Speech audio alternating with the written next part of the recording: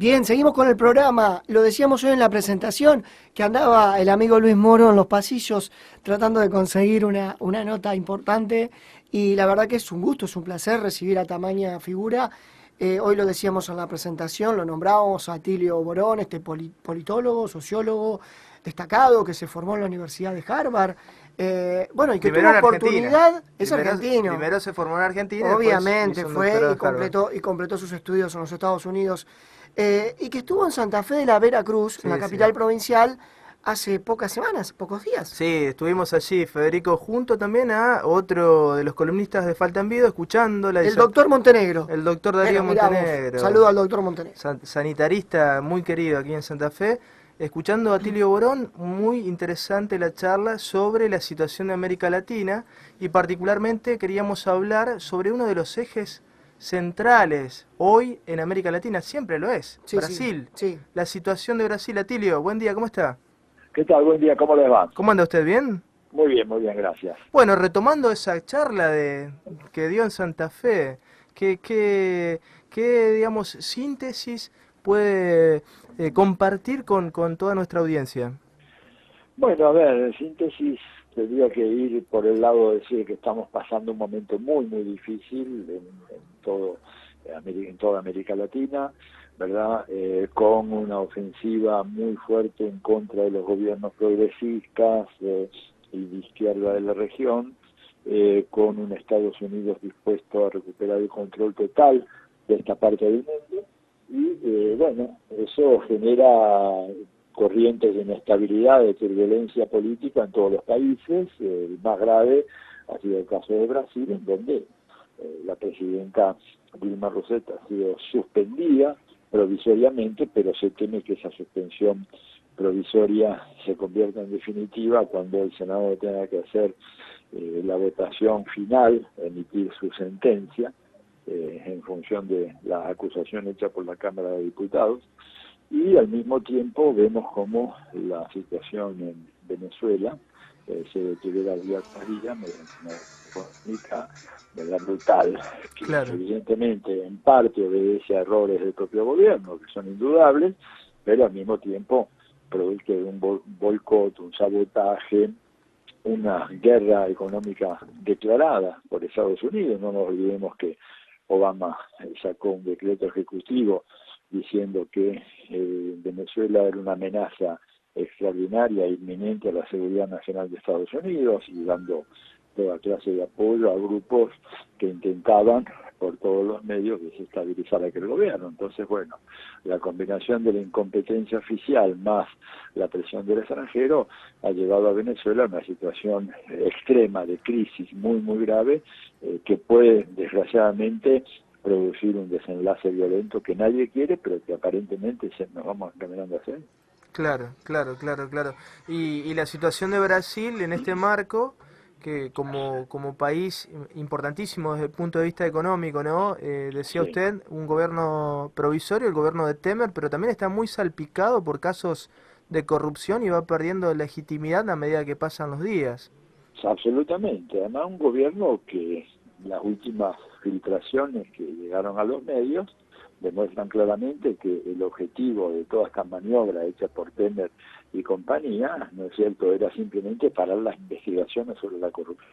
¿Verdad? Ahora ya se sabe, Claro, salió ahí un exministro que dijo que bueno, que la salida de Dilma era fundamental para operar, para frustrar la operación Lavallato, que es un poco el nombre que tuvo esta operación de búsqueda de las raíces de la corrupción y los vehículos, los vectores a partir de los cuales se producía esa transferencia ilegal de recursos a favor de algunos que se enriquecieron con la corrupción.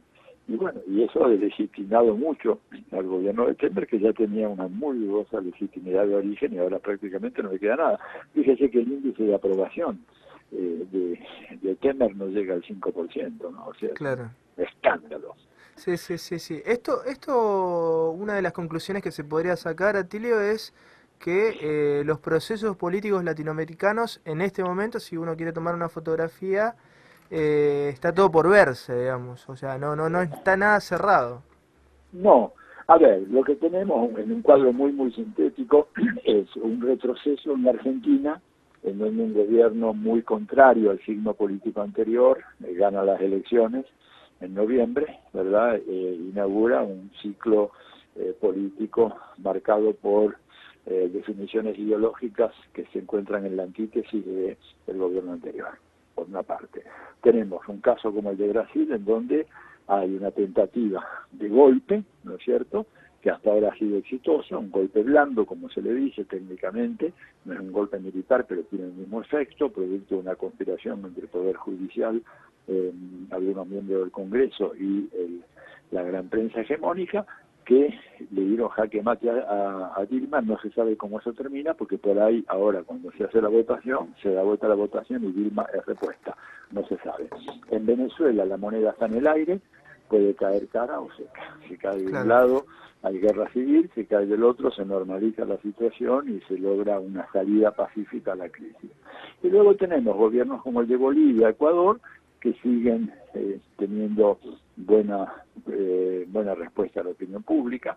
En Ecuador, digamos, cualquiera de los candidatos del oficialismo se impone al mejor candidato de la oposición por más de 20-25 puntos. Hasta ahora las cifras son muy recientes, pero las elecciones van a ser en febrero. En Bolivia, Evo tiene mandato para 2 años y medio más, de manera que no está en cuestión eso. Es un panorama variopinto, ¿verdad? Sí. Que no permite llegar a una especulación así pesimista, decir, bueno, se acabó todo aquello. Tampoco la tranquilidad o el conformismo, decir está todo bien, porque la cosa está muy complicada. Claro, eso es cierto. Un elemento a tener en cuenta en Brasil, Atilio, es la situación de los medios de comunicación, ¿no? Porque en estos días se supo que el gobierno de Temer, el gobierno provisorio del Brasil en este momento, lanzó una iniciativa para directamente cerrar la televisión pública, que no tenía gran peso ya en Brasil, digamos, dejar todo librado a los grandes medios de comunicación, a las grandes empresas como O Globo, por ejemplo. Claro, que la O Globo ha sido la protagonista fundamental de este proceso golpista, ¿no es cierto? Y en ese sentido lo de Temer es coherente, es lógico, va en línea con lo que ellos habían venido diciendo hace mucho tiempo. Temer y su grupo lo que quieren es poner al servicio de O Globo todo lo que significa la comunicación social en un país gigantesco como Brasil, lo cual es un negociazo fenomenal, ¿no? Eso es corrupción, pero pura y derecha. Y lo escandaloso es que un país como Brasil no tenga un sistema de medios públicos como por ejemplo tiene la Argentina. La Argentina tampoco es un caso desviado, ¿verdad? Porque en general en muchos países europeos los medios de comunicación están todos en manos del Estado, o la gran mayoría, que son los países escandinavos, que siempre dicen que son un modelo de países por su índice de desarrollo humano, por este y por lo otro. Bueno, pero ellos no tienen sistema de medios privados. Los medios hegemónicos ahí son medios del Estado, la televisión, la radio, ¿verdad? Bueno, en Brasil no. En Brasil, digamos, si la presidenta quería, o si Temer hoy quiera dar una conferencia pública y explicar a los brasileños qué es lo que está ocurriendo y quiere hablar, digamos, que esos 15 minutos, 20 minutos, le tiene que pedir permiso a la Red Globo para que le preste sus antenas, porque él no tiene un sistema de televisión pública que pueda utilizar para explicar a la población qué es lo que está ocurriendo. Y esto es fundamental, ¿no es cierto? Claro. Es un buen objetivo, un objetivo estratégico que tiene muy claramente la derecha, que no haya posibilidad de que el pueblo se entere por la boca de su presidente qué es lo que está pasando. Claro, además hay que tener en cuenta que estas grandes empresas de comunicación en América Latina y en el mundo también tienen vínculos con otros grupos concentrados del capital, ¿no? Esto es una relación directa. Así es, son grupos que se manejan coordinadamente y que, tienen intereses multisectoriales. Lo vemos acá en Argentina, ¿no? Claro. Las dos grandes principales cadenas multimedia no son solamente cadenas periodísticas, tienen inversiones en el campo, en el sector financiero, en otras actividades en el mercado de capitales en el exterior, digamos.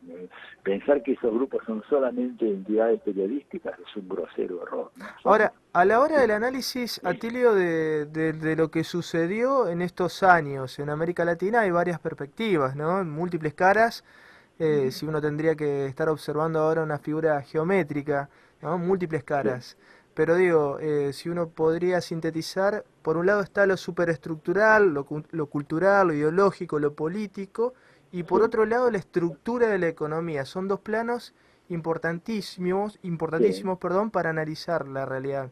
No, yo lo que noto, escuchando a los politólogos, en general, no lo digo por usted, Atilio, es que hay un gran énfasis en lo político, en las debilidades, en los modos de acumulación política, en la construcción política, que me parece fenomenal marcar esas situaciones. Ahora también lo estructural, por ejemplo, las debilidades de la estructura económica, el tipo de producción de bienes y servicios que tienen nuestros países, y la falta de cambios en ese sentido, me parece también han sido determinantes en estos años. No, coincido totalmente. Creo que además ha habido en América Latina en estos últimos tiempos, la Argentina no es la excepción, un proceso de concentración del poder económico brutal, ¿no es cierto?, en manos de mega empresas, mega corporaciones que tienen un poderío fenomenal.